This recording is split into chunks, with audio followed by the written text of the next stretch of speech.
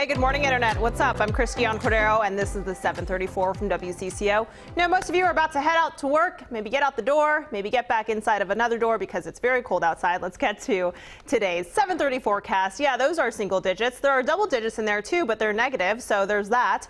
Right now, it feels like 2 degrees in Hutchinson, 5 degrees in Blaine. Same for most of the rest of the metro area. So enjoy that today, Minnesotans. Go ahead and embrace it. If you are bold enough to get outside for a run, you have some major Minnesota props headed your way. A whole 16 degrees at noon for your lunch break. 18 after work today. Feels like 6 though, so bundle up, or better advice, run on the treadmill because it's a nice 65 degrees probably wherever that is. Let's talk about weather. Let's keep talking about weather because it's our favorite subject, isn't it? Since it's another freezing day today, we want to know, how do you keep warm when temps dip this low? Hot coffee, hot chocolate? Do you go somewhere warm? Do you have an awesome recipe you'd like to share for us, for your chili, for your pasta? Or do you just stay home and put everything that you own on your body to protect yourself from the elements? What do you think? Those watching on Facebook, leave a comment right here. We'll get through a few of those in a moment. Heads up for you this morning. We have a warning about a scam that might make you think you're about to lose power. A caller pretends to come from Xcel Energy, says that you are about to get your heat turned off. It happened to Brad Schaefer. Scammers said his account was $300 overdue and that a crew was on the way to disconnect his power. The scammer then told Brad he could keep his power if he went to his nearest Walgreens and waited for further instructions. It looked legit that way. It said Excel on my phone. It wasn't sounding right, but I was panicked because I couldn't be without electricity at my business.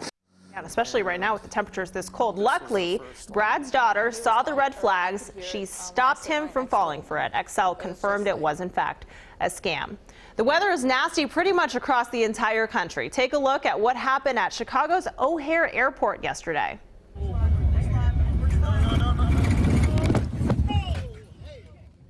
Yeah, real life. You saw that the plane slid off the runway as it was landing. Luckily, no one was hurt. Tonight, people from St. Paul are encouraged to attend a community conversation about the ongoing violence. There were 2 more shootings in St. Paul already this week. One of them was deadly. It marks the city's 29th homicide of the year. Tonight's meeting is at the Rice Recreation Center starting at 6:30, and the final meeting will be on Saturday. A warning for hunters. Vandals are targeting deer stands. Officials found at least 10 that had been hit in western Wisconsin. Some had the legs sawed off so that the stand falls when the hunter climbs inside. A group called Animal Liberation Front has taken credit for some of the damage. Investigators say that they're working on gathering enough evidence to prosecute. We're sending good vibes to former President Jimmy Carter this morning. He's undergoing surgery to relieve pressure on his brain. He's 95 years old. A spokeswoman says that it was caused by bleeding from recent falls. The Supreme Court hears arguments today in one of the highest profile cases this term, the fate of more than 700,000 young immigrants protected by the Obama-era DACA program.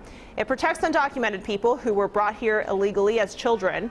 Several lower courts held that the Trump administration failed to adequately explain why it chose to end the program.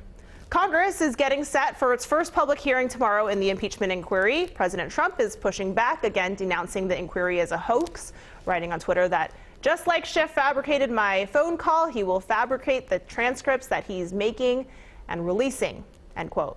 3 more transcripts have been released. The testimony shows even the Pentagon didn't know why the White House had stopped sending military aid to Ukraine.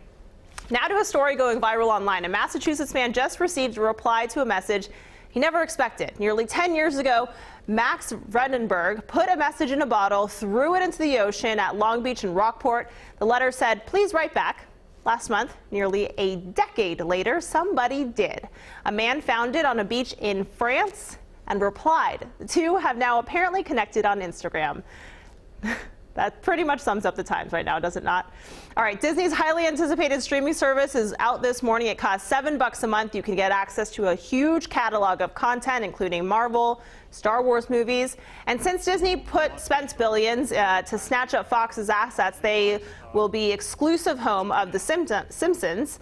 But some see this as a gamble on Disney's part. A research firm thinks the company could lose more than $2 billion a year in operating costs unless they raise prices. Stay tuned for that. Amazon has confirmed reports that it's planning to open a new grocery store, and it is not called Whole Foods. It will be located in Woodland Hills, California, outside Los Angeles. Amazon said it will open sometime next year, but wouldn't say if it's going to be part of a chain. It takes a lot to get Alex Trebek off of his game, but a contestant used his final Jeopardy answer to send him a very heartfelt message, and Trebek choked up. Take a look. Groove, you're smiling. I like that. Let's take a look at your response. Did you come up with the right one? No? What is "We love you"? Alex? That's very kind of you. Thank you. Costs you $19.95. You're left with $5. Okay. I was not prepared for that. Very touching moment as Trebek had been battling stage 4 pancreatic cancer. Trebek has said that he plans to continue working as long as his skills don't diminish. On the news this morning, Jennifer Merrily revealed how dirty our cell phones are. Yep, 2 moms agreed to have their phones swabbed. An associate professor at the U of M shows the results. Dana Davis found common skin bacteria found in the soil, another from dogs. While colorful, he says that what's on our phones can't harm us. That's great. That's really good news. Makes me feel more relieved. I'm actually really glad that I had you test my case because it was a lot better of an outcome than I thought it was going to be. That's good, right? Jennifer also tested Kim and Jason's phones. You're looking at their Petri dishes. You can see their results on WCCO.com. Who is who? Who's dirtier? What's on them? An interesting side note, stay away from alcohol if you're trying to clean your phone. Windex as well and baby wipes.